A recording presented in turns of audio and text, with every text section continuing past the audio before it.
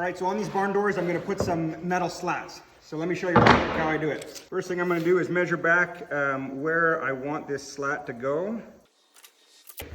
I'll lay it on, and then I'll mark the slat itself.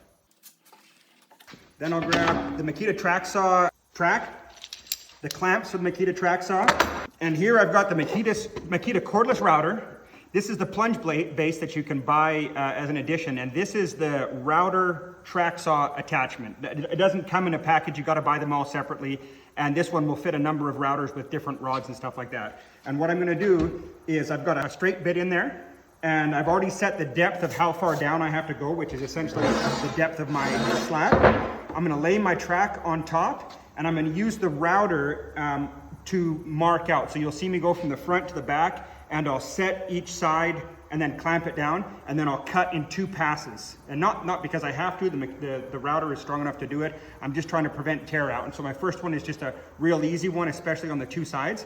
I'm gonna have to do 3 passes because this is 2 inches wide and I've got an 18 mil bit in there, and so it just works after 3 passes. And I end up with a really nice dead straight cut. I've got my track on there. I'm gonna put my router up on the track, and then I'll plunge the bit down just so the edge of the blade hits the line that I marked out already. And then I'll go underneath and clamp that side of the track down. Then I'll move to the other side and do the exact same thing. And I'll clamp that side down. And then just to make sure nothing moved, I'll come back to the front one more time, and things look good.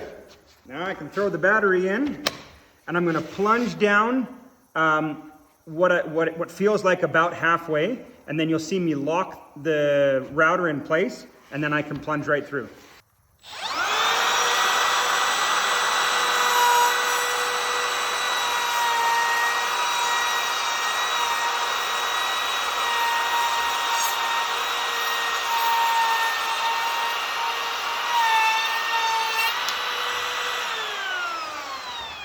Now I'll come back, I'll push all the way down to my stopper, which I've set for the depth of my gauge, and that's the first cut done.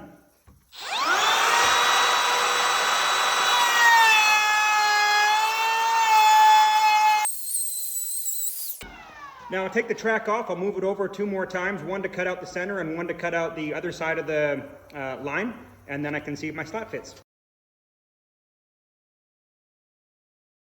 Okay, now I've done it all right, and I haven't screwed up on my measurements.